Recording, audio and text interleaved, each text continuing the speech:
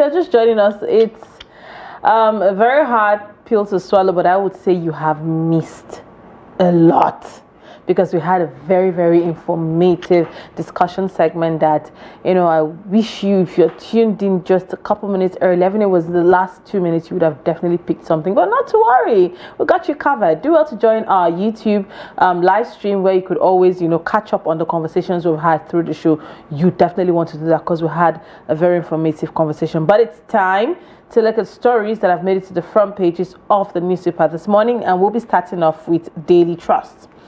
Now, boldly on the front page of Daily Trust, reps probe customs over smuggling, brutality at borders. We have that boldly in front, and then on the top left, media stakeholders harp on press freedom, principled journalism. Aircraft skids runway at Abuja Airport. Our reforms are working, says Tinubu. Now, below, Adamawa Assembly sacks Lamido as Council Chiefs Chairman, and LG chair 6 others die in Niger Jigawa auto crash.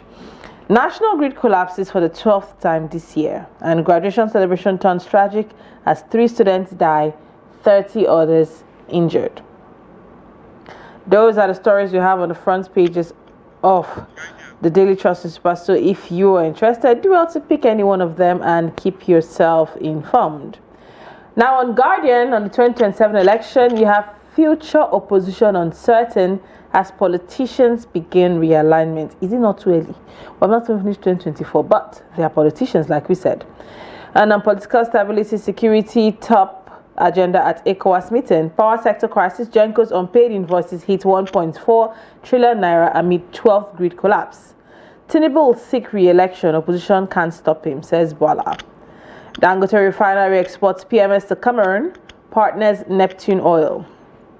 Food security, experts worry over 40% harvest losses, and despite security blockage, Sanusi vows to install new district head of Bichi. How security consumers can get reprieve for injustice and complaints. Those are the stories we have on the front page of the Guardian newspaper. All right, now looking at Punch, boldly there in front, 2.7 trillion naira debt, Nigerians face blackout as gas producers cut supply to Gencos. Power Minister presidency aware of situation, says Gencos. Minimum wage, NULG tackles governor for sidelining local government workers. RMAFC Tinubu panel differ on VAT sharing formula. And on COVID-19 variant, inbound passengers to present health declarations. PDP NWC meets today as crisis hits the BOT. Nigeria, Germany to deepen ties as Tinubu host Tiamera. Bank workers blame CBN as cash shortage worsens, and Abuja Oyo Court bar for the sale of Farotimi's book. Well, those are the stories we have on the front page of the Punch. So if you're looking forward to keeping yourself informed, do well to grab a copy and keep yourself informed. All right, now back in the studio to join us, share his thought on stories that have made it to the front pages. We have BeNasir Lawal, editor-in-chief, Dateline Newspaper, right here in the studio. Thank you for joining us. Thank you for having me. It's good to have you, yes. Back with us again this week. So let's do things a bit differently. Just comment on one story that caught your interest this morning. Well, I think I will take the lead story, which is about members of the House of Reps initiating a probe into the activities of the Nigeria Customs. I know that's an offshoot of a story done by an investigative journalist, Fisayo Soyombo. With all the video evidence that you can think of. And now that they are taking action, I think the Nigeria Customs Service will actually cooperate, with the members of the House of Reps so that they can get to the bottom of this. I know it's only an allegation at this time. Nothing has been established yet, so we cannot say the custom is guilty as charged. But there has been this perception about the, members of the Nigerian custom encouraging smuggling, actually helping people to find a way of circumventing the laws, when in reality they are there to check the activities of smugglers, to make sure that Nigeria gets all the revenues that it is supposed to get from things that we bring into the country through the borders or through the seaports and what have you. I think another thing in the story, that is very important is the fact that Fisai was able to establish the fact that, the customs, in one particular state, because the Nigerian customs is an agency with lots of people working for it, thousands of workers. So we cannot tar all of them with the same brush. We have to try to find out the bad eggs and see how we can actually prosecute them. He was able to establish the fact that they have engaged the services of a smuggler, who is now coordinating the activities of all other smugglers on behalf of the Nigerian customs, so that in the end they just share the spoils. Honestly, this is something that the customs should fight with all the powers it has, because this thing has to do with its integrity, and without integrity, honestly, I don't think they will be able to make any mark in their constitutional responsibility, like I said, which had to do with checking smuggling, helping Nigeria to get all the revenues that it is supposed to get through excise duties and other means. And I also want to congratulate the member of the House of Reps who decided to, present that motion, because this is not the first time that that investigative journalist will be, beaming his searchlight on the Nigeria customs. And we know that when it comes to customs, in as much as he has beamed light on it, Nigerians have poked it before. People have spoken about it, but it's a good thing he has brought it to light. So it will raise the attention, and hopefully whatever comes out of the probe, necessary sanctions will be put in there. And we have to be conscious of what is coming into the country. We can't have the body that is meant to checkmate it enhance smuggling in it. So hopefully this is going to be looked into. But yesterday we looked at the whole back and forth between the 2027 poll, and I keep shouting, is it not too early? But then again, they are politicians, and politicians start planning for the next election when the previous election is done. Especially those who didn't make it. This is even those who did still have to plan to maintain power one way or another. There have been lots of talks on, 2027 election, from Akume coming out to say there's no vacancy in the presidency, to PDP reacting, and when they're reacting, I was like, okay, I know why people are just waking up. Your house is not even not even organized just yet for you to start reacting and saying that you know what to do and you know how to zone and all that is playing out. We saw how people played zoning during the last election and how it worked out for you. So what is your take on all the back and forth and alignments people are suspecting that will most likely happen during the 2027 election? What are your expectations and what are your thoughts on it? Well, like you said, politicians have nothing to do other than politics. So we should expect them to actually be interested in, the next election, which is still 2+ years away.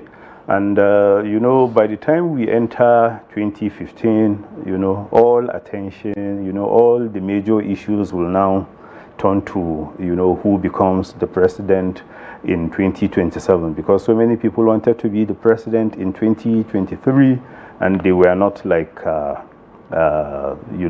successful. So, they will give it another shot, especially when you have so many of the players, having the 2027 as their final pick, because when you are 70 something, I don't think you will want to, take a shot at the presidency at over 80 and what have you.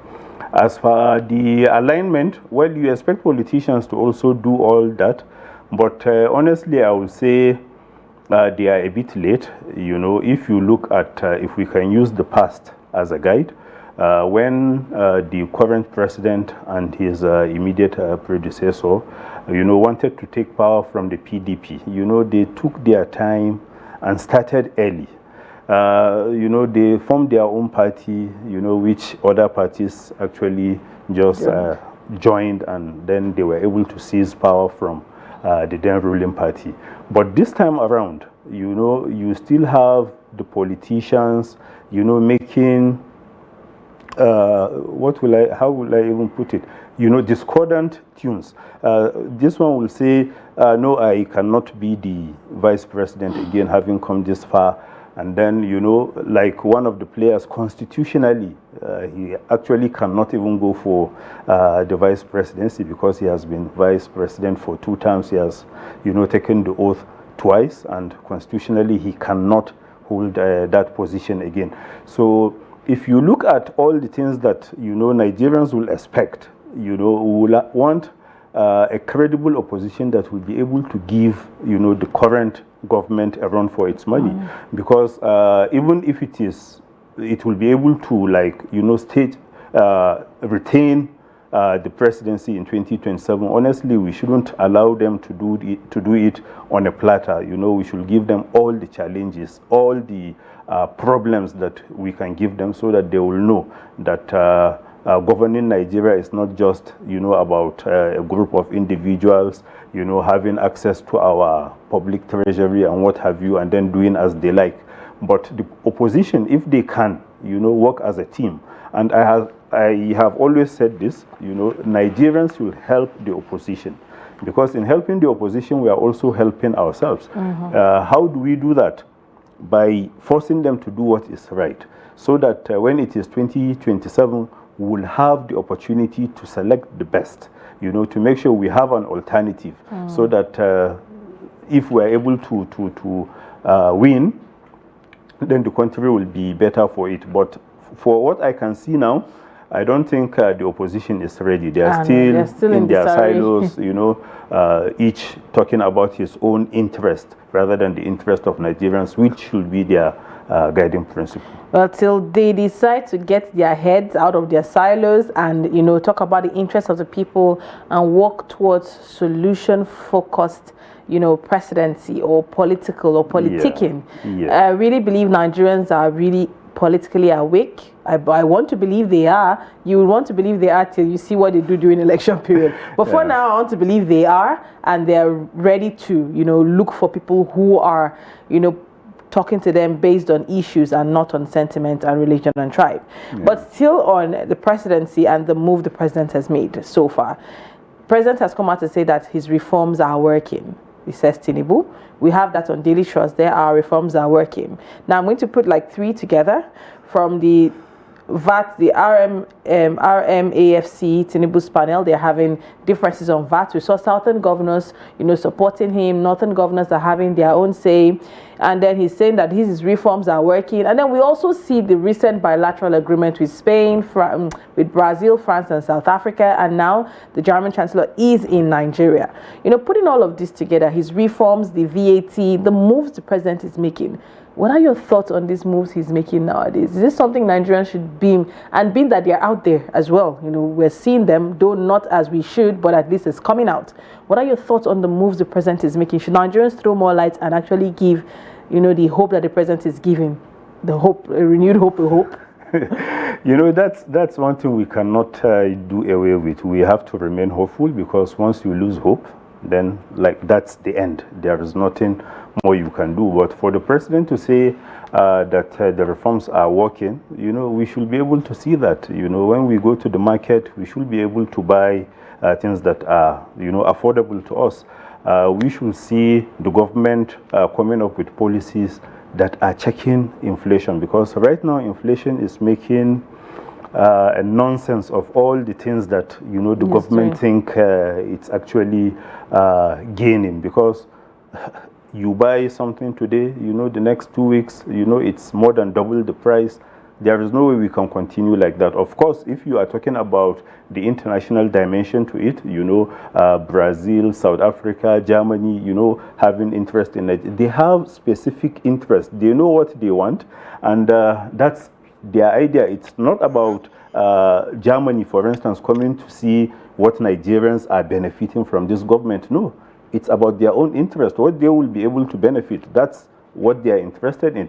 So the president should try and match his words with action, you know, because right now I see it as more of talks, you know, rather than something you can actually feel.